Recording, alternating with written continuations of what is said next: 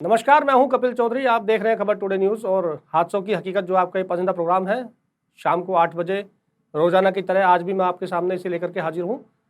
आज आपको मैं एक ऐसी कहानी के बारे में बताने जा रहा हूं जो फरीदाबाद से है। हरियाणा का जो फरीदाबाद है, क्योंकि सब लोग जानते हैं, जाना माना शहर है और दिल्ली के काफ़ी नज़दीक भी है। यहाँ की ये कहानी है एक पागल सन की, बोल सकते हैं उसे, कि जो बच्चियों को साथ में दरिंदगी की घटना को अंजाम देने के बाद उनकी लाश को वो ठिकाने लगा देता था। उसके बारे में आज इस कहानी में मैं आपको विस्तार से बताऊंगा। 31 दिसंबर को फरीदाबाद के सेक्टर 17 की झाड़ियों में एक लाश मिलती है। तफ्तीश के दौरान पुलिस के द्वारा आरोपी को गिरफ्तार भी किया जाता है। तफ्तीश के दौरान पुलिस के द्वारा आरोपी को गिरफ्तार भी किया जाता है, लेकिन पूछताछ के दौरान उसने जो राज उगले थे उससे पुलिस के हाथ पांव फूल गए, क्योंकि पुलिस जिसे किलर समझ रही थी, दरअसल वो किलर नहीं, एक सीरियल किलर था जिसने कई सारी जो मौतें हैं, कई सारी डेथ जो हुई थी, उसके पीछे उसी का हाथ था। और उसने इससे पहले भी कई कत्ल किए थे, जिसका खुलासा अभी होना बाकी था, क्योंकि जब पुलिस ने उसे गिरफ्तार किया था तो उस समय में पुलिस ने जब वहाँ पर जो एक डेड बॉडी पाई थी, उसके शक की बिना पे उसे उठाया था। जब पुलिस के सामने उसने राज उगलने स्टार्ट किए तो कहीं ना कहीं पुलिस भी उसकी बातों से दंग रह गई। 22 साल की एक लड़की के कत्ल के मामले में जब फरीदाबाद पुलिस ने क्राइम ब्रांच की जो टीम थी, आरोपी राज सिंह, जिसका नाम था, राज सिंह को गिरफ्तार किया और उसने अपना जुर्म भी कबूल लिया, क्योंकि पहले तो वो मना कर रहा था, लेकिन जब पुलिस ने अपने तरीके से उससे पूछताछ की तो उसने अपना जुर्म कबूल कर लिया। उसने बताया कि 31 दिसंबर को वो लड़की को सेक्टर 17 नहर के पुल के पास ले गया और उसके साथ गलत हरकत करने की कोशिश की थी, जिसका विरोध किया लड़की ने, और आरोपी ने पकड़े जाने के डर से उसकी गला दबाकर वहीं पर हत्या कर दी और जाते जाते उसकी लाश को झाड़ियों में फेंक कर वो चला गया वहां से। करीब हफ्ते भर की मेहनत के बाद फरीदाबाद पुलिस ने नाबालिग लड़कियों को शिकार बनाने वाले सीरियल किलर को दबोच लिया। 22 साल की जो युवती थी, उसकी हत्या कर लाश को झाड़ियों में फेंकने के मामले में गिरफ्तार किया गया था सिंहराज को। पुलिस की पूछताछ में सिंहराज ने खुलासा किया कि उसने सिर्फ 22 साल की लड़की का ही नहीं, बल्कि 3 और नाबालिग लड़कियों का भी कत्ल किया है। वो इससे पहले भी इसी तरीके से 3 नाबालिग लड़कियों की हत्या कर चुका था। सिंहराज का दिमागी संतुलन बिगड़ चुका था और वो नाबालिग लड़कियों का अपना शिकार बनाता था, उनके साथ पहले संबंध बनाता था, छेड़छाड़ करता था और विरोध करने पर या शोर मचाने के जो डर था उसको लेकर के उसकी हत्या कर देता था। लाश को आगरा की नहर थी उसमें फेंक देता था। इतना ही नहीं, सिंहराज ने 1986 में अपने चाचा और उसके बेटे की भी हत्या कर दी थी। हालांकि इस मामले में पुलिस ने उसको पकड़ लिया था, लेकिन जो सबूत थे वो सबूत कम थे, जिसकी वजह से वो छूट गया था। अपने चाचा और उसके बेटे की सिंहराज ने गला काटकर हत्या की थी, इसलिए इलाके के लोग उसे मुंडकटा कहकर भी बुलाते थे, क्योंकि अमूमन देखा गया है कि इस तरह की घटना को जब कोई अंजाम दे देता था तो इलाके में उसका नामकरण भी कर दिया जाता है, और इलाके में उसका नामकरण किया था, उसे मुंडकटा कहकर बुलाते थे लोग।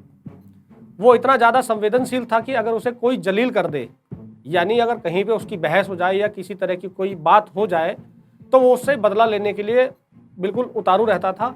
और ऐसा इसलिए कहा जा रहा है कि सभी हत्याओं में ये बात केवल कॉमन थी कि सिंहराज पिछले कई सालों से चौकीदारी का काम कर रहा था और सेक्टर 16 सिटी अस्पताल में तैनात था। अस्पताल के नज़दीक चाय की रेडी लगाने वाला जो परिवार था, उसकी बेटी 2019 में भी उसने इसलिए उसकी हत्या की थी क्योंकि लड़की के भाई ने उसे एक बार जलील कर दिया था, और जिसकी वजह से वो उनसे बदला लेने की फिराक में था। और इस बात से जो सिंहराज था वो गुस्से में था।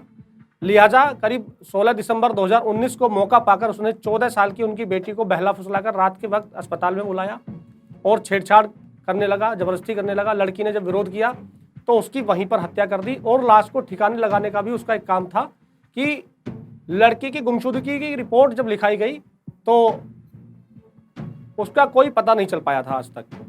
लेकिन जब गुमशुदगी की रिपोर्ट लिखाई गई थी, कुछ दिन तक उसका पता नहीं चल पाया था। इतना ही नहीं, साल 2020 में लॉकडाउन के दौरान कुछ सामान खरीदकर घर लौट रही थी 12 साल की एक बच्ची, उसको बहला फुसलाकर अस्पताल में ले गया, जहां उसके साथ भी जोर जबरदस्ती करने की कोशिश की। बच्ची ने इसका विरोध किया तो उसने उसे जान से मार दिया और लाश ठिकाने में लगा दी। इस मामले में गुमशुदगी की रिपोर्ट लिखाई गई, लेकिन काफी बाद तक भी उसका कुछ पता नहीं चल पाया। तीसरा मामला तीसरा जो मामला था मई महीने में घर से हॉस्पिटल में काम करने आई एक 15 साल की लड़की का था, करीब उसकी उम्र 15 साल थी और नौकरी की तलाश में थी वो लड़की। ये लड़की अस्पताल में अपने बकाया पैसे लेने के लिए गई थी, जिसके बाद वो गायब हो गई थी। मुकदमा भी दर्ज कराया गया था, लेकिन उसका भी कहीं पता नहीं चल पाया। सिंगराज से जब पुलिस ने पूछताछ की तो उसने बताया जब किशोरी अस्पताल आई तो उसके साथ उसने छेड़छाड़ की, जिसका उस लड़की के द्वारा विरोध किया गया और सिंगराज ने उसकी हत्या कर दी। हत्या करने के पीछे सिंगराज की एक अपनी टेंडेंसी थी, एक अपना तरीका था कि वो हर कत्ल से पहले कपड़े से गला दबाता था। इसके बाद वह उन्हें बोरे में भरकर अपनी साइकिल पर रखकर, जिससे कोई शक भी ना करे, देर रात आगरा की जो नदी थी उसमें फेंक के आता था। ऐसे कामों के लिए वो हमेशा एक अपने साथ में गमछा रखता था, जिससे वो आसानी से गला दबा सके या उसका जो है किसी तरह से उसको मार सके गला दबा के। तो किशोरियों की मौत हुई थी, उन सभी को वो मौत के घाट उतार देता था। आखिर ये वारदात उसने ऐसी लड़की के साथ अंजाम दिया जिसे वो पिछले करीब 2 साल से जानता था। 31 दिसंबर को उसने उसे बुलाया और सेक्टर 17 जो था वहां पर उसके पुल के पास उसे ले गया। सुनसान इलाका था, झाड़ियां थी, वहां उससे छेड़छाड़ करने की कोशिश करने लगा तो लड़की ने इसका विरोध किया और वहीं पर उसकी चोटी और अपने मफलर से उसका गला दबाकर उसकी हत्या कर दी और उसका मोबाइल फोन अपने साथ लेकर फरार हो गया। घर वालों ने पहले तो गुमशुदगी की रिपोर्ट लिखाई, हालांकि बाद में उसकी डेड बॉडी मिलने पर हत्या का मुकदमा जो था वो दर्ज कर लिया गया था। केस की जांच क्राइम ब्रांच DLF को सौंपी गई, जो वहाँ DLF में जो क्राइम ब्रांच की टीम थी उसको सौंपी गई।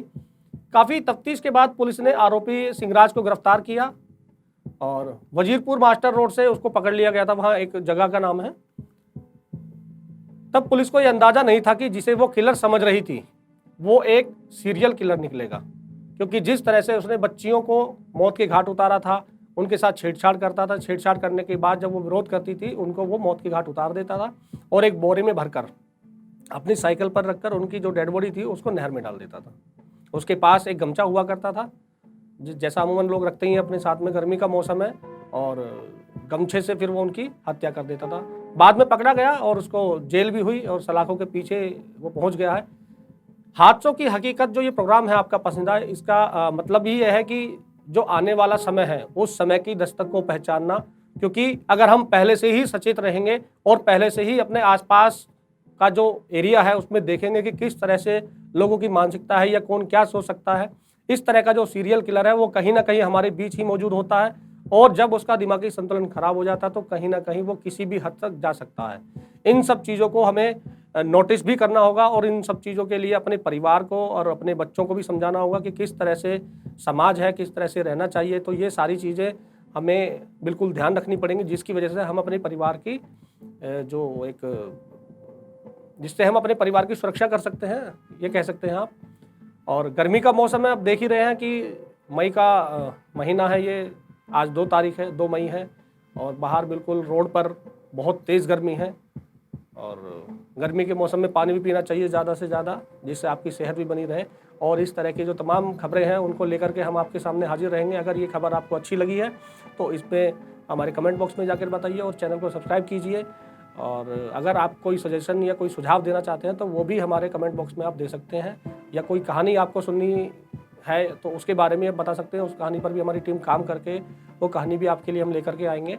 तो इस तरह की जो तमाम कहानियाँ हैं, साइबर क्राइम की भी कहानियाँ आने वाले समय में हम आप लोगों को बताएंगे, किस तरह की साइबर जो अपराधी हैं वो घटनाओं को अंजाम देते हैं, कैसे लोगों का पैसा लूटते हैं। तो इस तरह की जो तमाम कहानियाँ हैं उनको लेकर के हम आपके पास आते रहेंगे। इसी तरह से आपका प्यार मिलता रहे और इसी तरह से आप ये अपना पसंदीदा प्रोग्राम देखते रहें और इसी तरह से आप लोग खबर टुडे न्यूज़ की पूरी टीम को इसी तरह से मान सम्मान और इसी तरह से प्यार देते रहें। नमस्कार।